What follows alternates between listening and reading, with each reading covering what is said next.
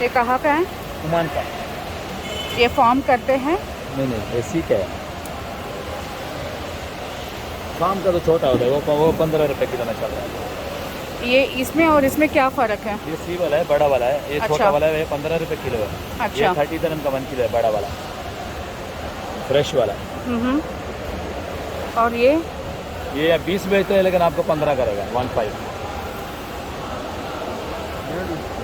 हाँ ఇవా ఎంత తీసుకున్నాము? మీకే 2 kg। कितना किलो चाहिए?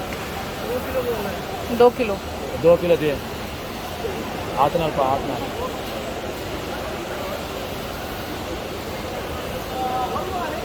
हाथ नाल पा, तल्लू पाती है।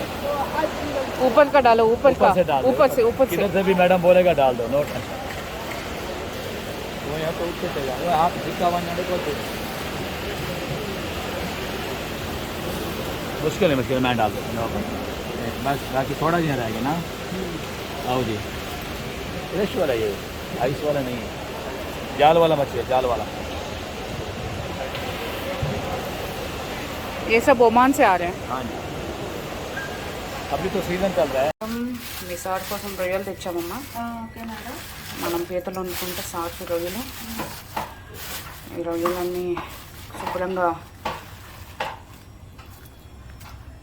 కడిగేసి పెరుగును పసుపు వేసి నానబెట్టు. పెరుగు పసుపు వేసి నానబెట్టేసేసి ఫస్ట్ కడుగు.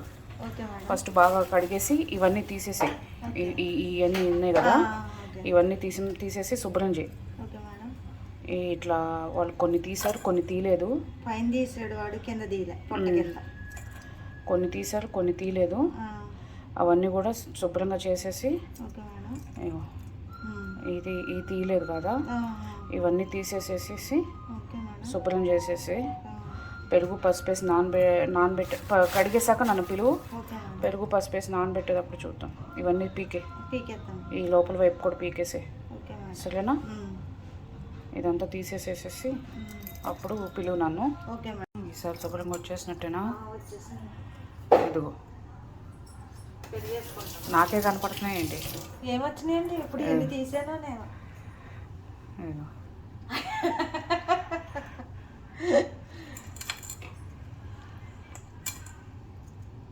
ఇదిగో ఒక్కొక్కటి తీసేసానండి. ఈ కడిగితే పోతుందండి, ఇది ఏంటంటే అంటుకుంది అంతే, అది కాదు అంటుకుంది. ఇవి తీయకపోతే కూర వాసన వస్తుంది. తెలుసండి, అందుకే కదా నేను సూతాను భద్రంగాను తెచ్చినప్పుడల్లా. తినలేము, నోట్లో ఎట్లేము, మోషన్స్ కూడా అవుతాయి సరిగ్గా క్లీన్ చేయకపోతే.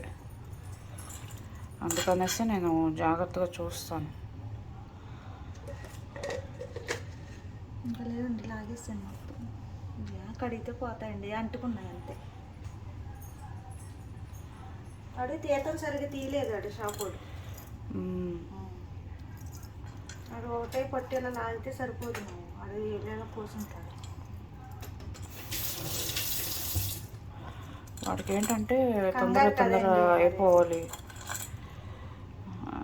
మళ్ళీ మీకు పని ఎక్కువ అవుతుందని నేనేమో ఒలిపిస్తాను.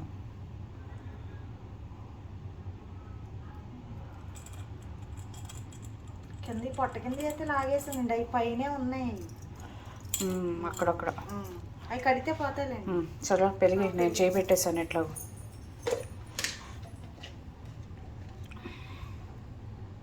సరిపోద్దండి, చాలు. పసుపు తీసుకో.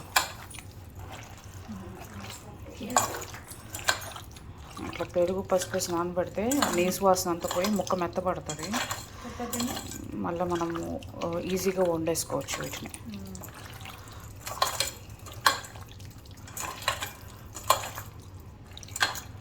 సరిపోద్ది. ఇంకేమంటారు? పసుపు చాలు మళ్ళీ కూరలో వేస్తాం కదా, అప్పుడు పడుతుందిలే. ఇప్పుడంటే ఇది కడగటానికి వరకే కాబట్టి, అంటే ఏదైనా బ్యాక్టీరియా అట్లా ఏదైనా అన్నా అవన్నీ చచ్చిపోవాలనేసి ఇట్లా పసుపు వేస్తామన్నమాట. ఇప్పుడు దీన్ని ఒక 10 నిమిషాలు పక్కన పెట్టేసేసి ఈలోపు స్టవ్ మీద వేడి నీళ్ళు పెట్టుకో. వేడి నీళ్ళు పెట్టుకుని నీళ్ళు మరిగాక ఈ పెరుగంతా కడిగేసేసేసి అప్పుడు మనము రొయ్యలు దాంట్లో ఒక 2 నిమిషాలు వేస్తే చాలు. ఇక్కడ ఏంటంటే మనకి ఐస్లో దొరికేవి కాబట్టి మనం నీళ్ళలో ఉడకబెట్టలేము. అదే ఇండియాలో అనుకో ఫ్రెష్గా ఉంటాయి కాబట్టి ఉడకబెట్టచ్చు.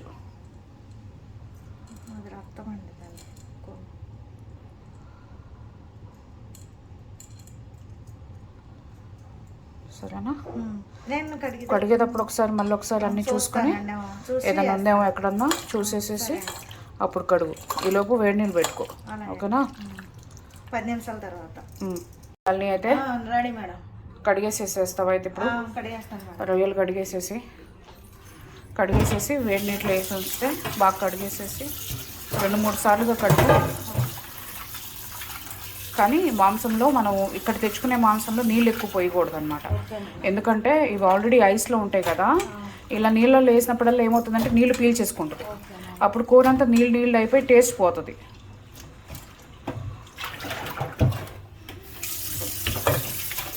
రెండు సార్లుగా కడిగేసి చాలులే, ఎందుకంటే ఎట్లా వేడి నీళ్ళు వేసాక మనం తీసేస్తాం.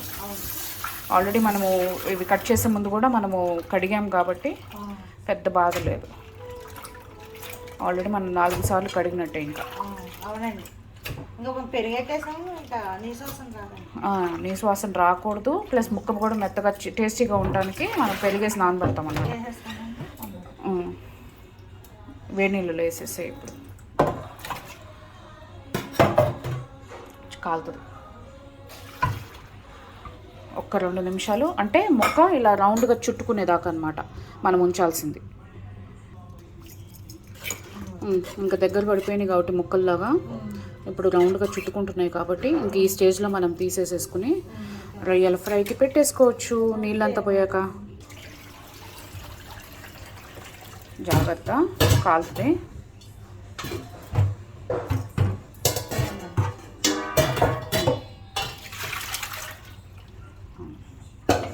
ఇలా జల్లెడ గిన్నెలో వేసుకోవడం వల్ల ఏమవుతుందంటే నీళ్లు ఆగకుండా అసలు మనం గిన్నెలో వంపుకున్నాం అనుకో నీళ్ళు ఉండిపోతుంది.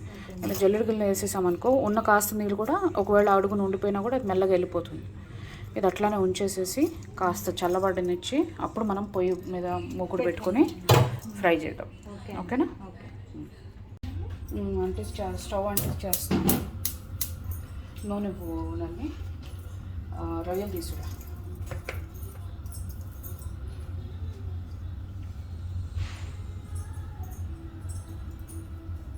నూనె ఎక్కువ మనం ఇదేంటంటే అడుగంటకుండా వేసుకుంటున్నాం అనమాట. ఈలోపు ఫస్ట్ రొయ్యలు వేసుకుంటే రొయ్యలు వేపేటప్పుడు ఉప్పు పసుపు వేసేసుకుని వేపేసుకున్నాం అనుకో అది ఇదంతా అవి మనం తర్వాత ఫ్రై చేసుకుంటాం. లేదంటే ఉల్లిపాయలు వేసామనుకో ఉల్లిపాయ వాసన అంతా మారిపోతుంది. అందుకని ఉల్లిపాయ సపరేట్గా వేపుకుందాము. ఫస్ట్ రొయ్యలు వేపేసుకుందాం. వేసేసే రొయ్యలు ఇప్పుడు చూపి పర్లేదు, ఏం కాదు. అయినా నీళ్ళన్నీ ఇంకిపోయినాయి కాబట్టి రొయ్యలు మనం వేసేసుకుని ఇలా మనం వేడి నీళ్ళు వేయటం వల్ల ఏంటంటే సగం పైన ఉడికిపోయింది రొయ్యలు. చేయి జాగ్రత్త, ఇలా గ్లౌజ్ వేసుకో.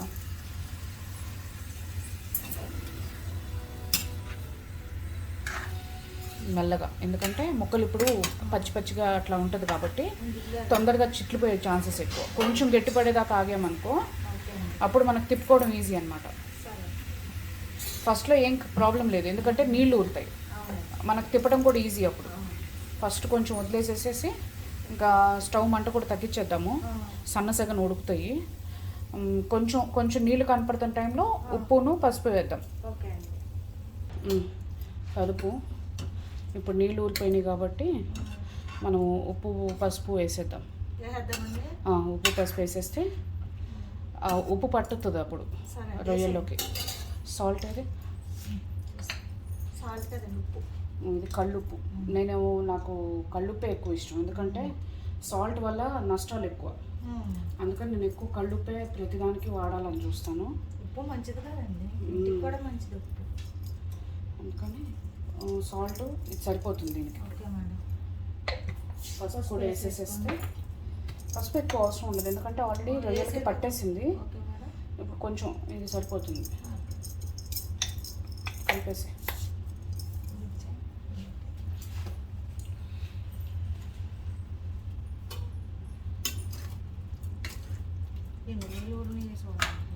ఇప్పుడు ఇంకా చాలా నీళ్ళు వస్తాయి. ఇవన్నీ ఐస్లో ఉంటాయి కదా, మనకి ఫ్రెష్గా రావు కదా. ఒమాన్ నుంచి అంటే అవి ఐస్లో పెట్టి వాడు తీసుకొచ్చి మళ్ళీ ఇక్కడ ఐస్లో పెట్టి అమ్మి. ఒమాన్ నుంచి వస్తాయండి ఈ రొయ్యలు ఒమాన్ నుంచి. ఒమాన్లో ఉన్నాయండి చెరువులు. చెరువులు పెట్టారంట ఇప్పుడు. ఇప్పుడు ఏంటంటే అక్కడి నుంచి అయితే తక్కువ పడుతుంది, ఇండియా నుంచి అయితే ఎక్కువ పడుతుంది కదా, అందుకనేసి ఒమాన్ నుంచి పెడుతున్నారు. కొంచెం స్టవ్ పెంచుదాం, ఎందుకంటే నీళ్ళు ఎక్కువ ఉన్నాయి కాబట్టి అడుగంటదు. కొంచెం పెంచుదాం, నీళ్ళన్నీ తొందరగా ఇంకిపోతే మనం కూర వండేసుకోవచ్చు. ఓకేనా? ఇందులో నీళ్ళు అయితే ఇంకిపోయి వచ్చినాయి. ఈ టైంలో మనం అల్లం వెల్లుల్లి పేస్ట్ వేయాలి. ఇవి మనం కేజీ రొయ్యలు కాబట్టి ఒక ఫుల్ స్పూన్ వేసుకో సరిపోతుంది, అంటే స్పూన్ నిండా వేయి. అల్లం వెల్లుల్లి పేస్ట్ పెద్ద స్పూన్ తీసుకో, చిన్న స్పూన్ కాదు. పెద్ద స్పూన్తో ఒక స్పూన్ ఫుల్గా వేసుకో.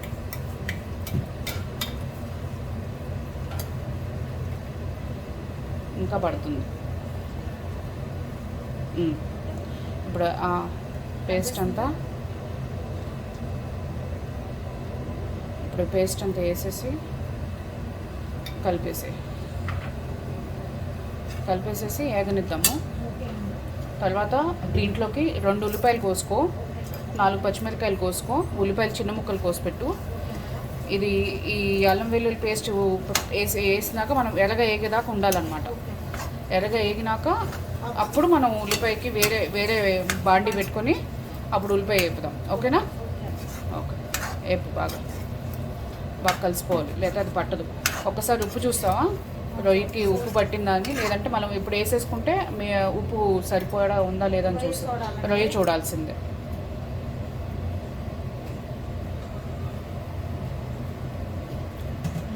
ఉప్పు సరిపోయిందా? రొయ్యకి ఉప్పు పట్టిందా? ఓకే. సో మనం ఉల్లిపాయకి సరిపడా ఉప్పు వేసుకుంటే సరిపోతుంది అప్పుడు. ఇప్పుడు ఇది ఏగనివ్వు కాసేపు. ఓకేనా? ఎలాగ ఏగేదాకా ఉంచాలి. నూనె వేస్తావా? కొంచెం నూనె వేస్తే మంచిదే, అడుగంటకుండా ఉంటుంది అప్పుడు. అవును, అంటే నీళ్ళు ఎక్కువ ఉండటం మూలన సన్నసగనే ఉంచు, మెల్లగా ఏగనివ్వు. ఓకేనా? నేను మళ్ళీ వస్తాను. ఇప్పుడు నల్ని వచ్చేసాను నేను. మరి ఎంతవరకు వచ్చిందంటావు? ఇంకా ఏగాలిగా? ఇంకా ఏగాలి. ఇంకో 10 నిమిషాలు పడుతుంది ఏగటానికి, ఎందుకంటే అల్లం వెల్లుల్లి పేస్ట్ ఇంకా పచ్చిగా తెలుస్తుంది ఇక్కడ. అదంతా పోవాలి, అది మొత్తం ముక్కకు పట్టేసేయాలి. ఆ నీరంతా ఇంకిపోయి మొక్కలో ఇంకా నీరు ఉన్నట్టుంది. దానివల్ల ఏంటంటే నీకు అది తగ్గట్లా. ఇప్పుడేమో ఇంకో 10 నిమిషాలు వేపామనుకో, ఆ నీళ్ళంతా పోయి మిగతా అంతా ఇదిగో దీంట్లోకి అంతా పట్టేస్తుంది. ఇక్కడ ఇది ఇంత ఉంది, ఇదిగో ఇక్కడ తెలుస్తుందా నీకు? పేస్ట్గా అదంతా పోవాలి, అప్పుడు వేగిపోయినట్టు. ఈ బాండి తోమేసరికి ఉంటుంది నీ పని. టేస్ట్ బాగుంటుంది, నల్ల టేస్ట్ కాదు అంటే కష్టంలో ఉంది, దాని తర్వాత సుఖం కూడా ఉంది కదా ఆ టేస్ట్. శాంతి పాపం ఆకలి కోసం ఆగలేకపోతున్నట్టుంది. టైం అయిపోతుంది కదా, ఇంకా 10 నిమిషాలు అయిపోతుంది. నల్ని వేగిపోయినాయిగా. ఈ బాండీ ఇప్పుడు పక్క స్టవ్ మీదకి మార్చు, ఉల్లిపాయ వేపడానికి బాండీ పెట్టు.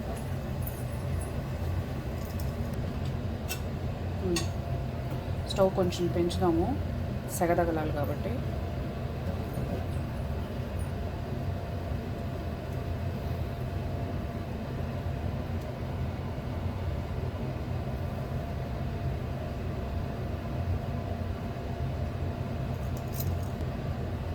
ఎప్పుడైనా నీకు వేడెక్కిందా లేదా బాండి అని చెయ్యి తిరగేసి చూసుకోవాలి.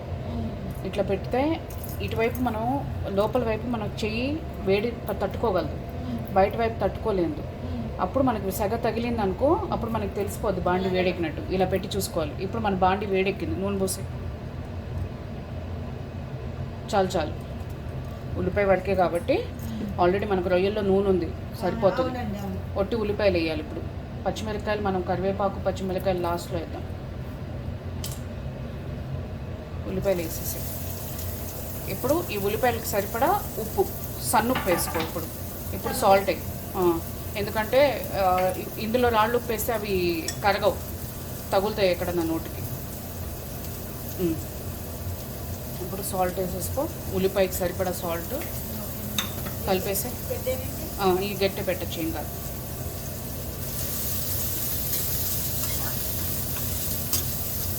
ఉల్లిపాయ బాగా మగ్గిపోవాలి. ఉల్లిపాయ సగం పైన మగ్గిపోయాక మనం రొయ్యలు వేసేసి అప్పుడు కాసేపు మళ్ళీ ఏగనిస్తాం అన్నమాట. ఎందుకంటే రొయ్యలకి ఉల్లిపాయ ఫ్లేవర్ కూడా పట్టాలి. సో నేను ఉల్లిపాయ కాస్త మగ్గాక మళ్ళా వస్తా. ఈలోపు నువ్వు చూస్తూ ఉండదాన్ని. మళ్ళీ ఉల్లిపాయ ఏగిపోయింది, ఈ మాత్రం ఏగితే చాలు. ఇప్పుడు ఆ రొయ్యలన్నీ ఇందులో వేసేసి, చేయి కాలుతుంది, గ్లౌజ్ వేసుకో.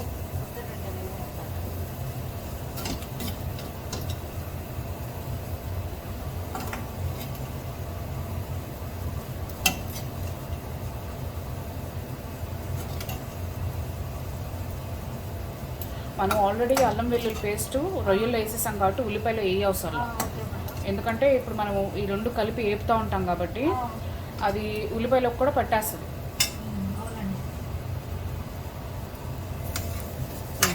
బాగా కలిపేసేసి ఇట్లా కలిపేటప్పుడే మనం కారం వేసేసుకోవాలి.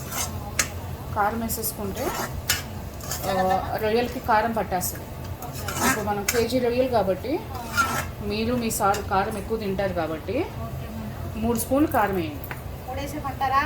ఇది పచ్చడి కారం మనం తీసుకుంది. కూర కారం అయితే 4 స్పూన్లు పడుతుంది. పచ్చడి కారం కాబట్టి 3 స్పూన్లు సరిపోతుంది. పచ్చడి కారం కూర కారం మీద కారం ఉంటుంది. సో మనకు 3 స్పూన్లు సరిపోతుంది. అంటే ఎవరికి స్పైసీ ఎట్లా కావాలో అట్లా చూసుకుని వేసుకుంటే మనకంటే ఇది సరిపోతుంది. అంటే ఇక్కడ చాలామంది షాప్స్లో కొనుక్కుంటారు. మనం కారం ఇండియా నుంచి తెప్పించుకుంటున్నాము.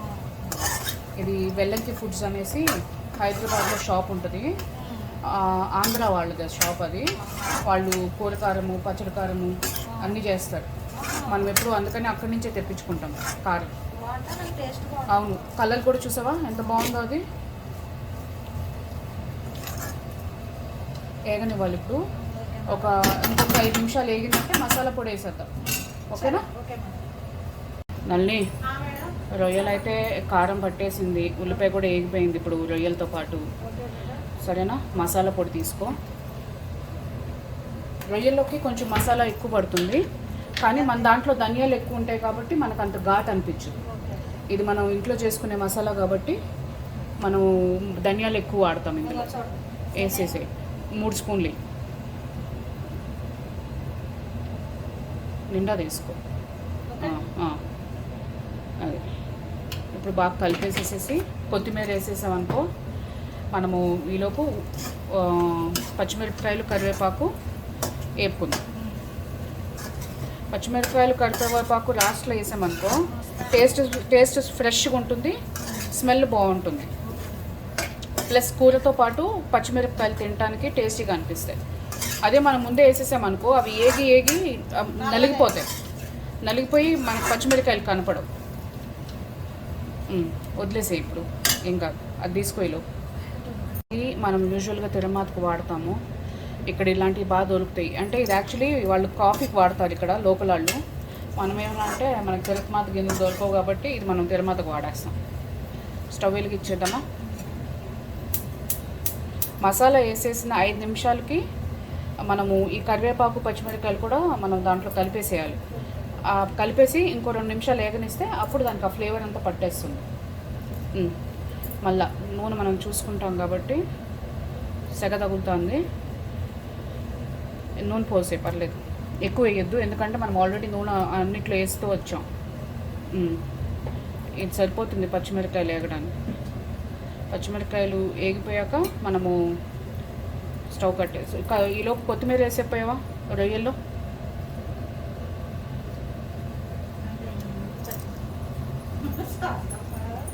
వేసేసి కొత్తిమీర వేసేసేసి పర్లేదు, అంత మనం చల్లేటప్పుడు కనపడుతుంది కాబట్టి. మామూలుగా అయితే అందరూ కొత్తిమీర లాస్ట్లో వేసుకుంటారు, మీ సారు కొత్తిమీర అట్లా కనపడితే తినడు కాబట్టి మనం ముందు వేసేసుకుంటాం. కొత్తిమీర కనిపిస్తే చూద్దాం, తర్వాత కలిపాను. ఆ వేడికి మగ్గిపోతే లేకపోతే కదా. ఈలోపు ఇది వేడెక్కింది. శాంతి వేసేమా పచ్చిమిరపకాయలు ఉండు. ఎన్ని తీసుకున్నావు? 4 పచ్చిమిరపకాయలు వేసే.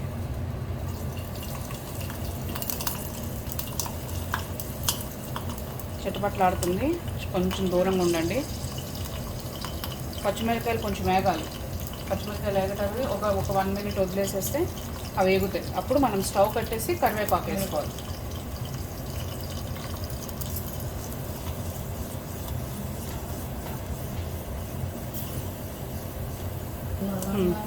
పచ్చిమిరపకాయలు వేగిపోయినాయి. ఇలా కొంచెం తెల్లగా వచ్చేసింది అనుకో, పచ్చిమిరపకాయలు వేగిపోతాయి అన్నమాట. అవి మనకి పచ్చిగా తగలాలి, ఒక పక్క టేస్ట్ రావాలి. అందుకని మనం ఇట్లా వేపుకుంటే సరిపోతుంది. ఇప్పుడు ఇది స్టవ్ కట్టేసేసి కరివేపాకు వేసేసి అంతే. కరివేపాకు అన్నిట్లో అందరూ అనుకుంటారు నీసు కూరలో కరివేపాకు ఏంటనేసి, కానీ కరివేపాకు వేస్తేనే టేస్ట్ స్మెల్ కూడా బాగుంటుంది. అవును, కొంచెం సెగ చూద్దాం, ఎందుకంటే కరివేపాకుకి సరిపడా వేడి లేదు ఇందులో కొంచెం. అందుకని మళ్ళీ స్టవ్ ఆన్ చేశాను. ఒక 2 మినిట్స్ ఆ చిటపట్ సౌండ్ ఉంది కదా, అది పోవాలి. అంటే అప్పుడు దాంట్లో చెమ్మ పోయింది అన్నట్టు. లేకపోతే కరివేపాకు మరీ పచ్చిగా అనిపిస్తుంది. ఫుల్గా వేగిపోకూడదు, అలా అని చెప్పి సగం వేగిపోకూడదు, కరెక్ట్గా వేగాలి. దానికి ఆ సౌండే అనమాట. ఇప్పుడు ఇట్లా చిట్పట్ సౌండ్ వస్తాను చూసామా, ఆ సౌండ్ తగ్గిపోతుంది కరివేపాకు వేగిందంటే. సో ఆ సౌండ్ కొంచెం తగ్గేదాకా మనం ఉంచేసి తీసేద్దాం. ఆల్మోస్ట్ వేగిపోయింది కరివేపాకు కూడా. మనం ఇంకా దీన్ని కొంచెం ఓకే, కరివేపాకు కూడా వేగిపోయింది కాబట్టి స్టవ్ కట్టేసేయమ్మా. ఇప్పుడు దీంట్లో వేసేయాలి.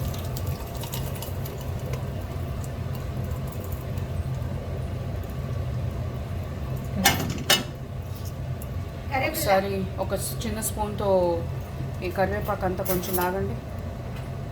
కొంచెం దీంట్లో ఉండిపోయింది కదా, ఆ 4 ఆకులు కూడా లాగేస్తే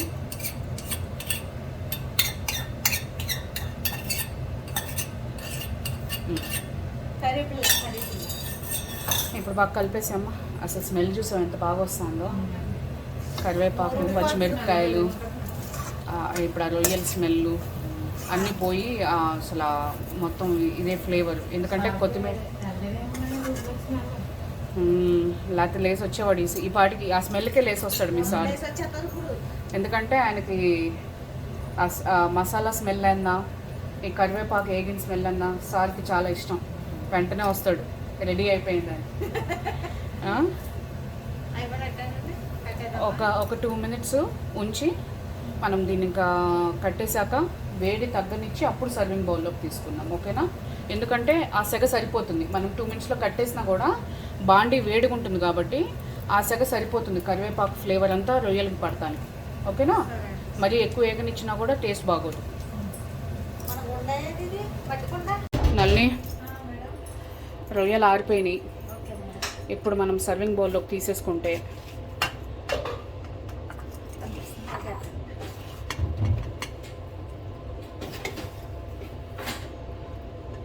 మంచి రంగు వచ్చినాయి రొయ్యలు. టేస్ట్ ఎవరు చూస్తారు? శాంతి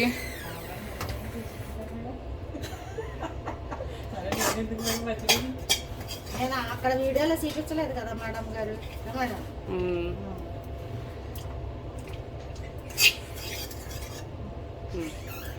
శాంతి పెట్టుకో శాంతి, ఇవాళ టేస్టింగ్కి నువ్వే బలి. తినేసి ఎలా ఉందో చెప్పు. కను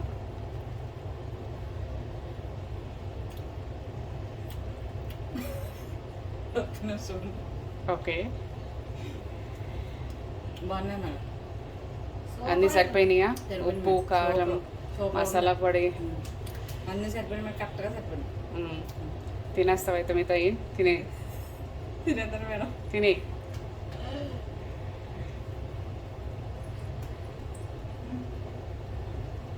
నల్ని నువ్వు టేస్ట్ చేస్తావా? నేను టేస్ట్ చేసి చెప్పాలంటారా మేడం? టేస్ట్ చేయి పర్లేదు. సూపర్. అద్భుతం. రొయ్యలు ఫ్రై మమ్మల్ని వీడియోలో పెట్టకుండా మేడం.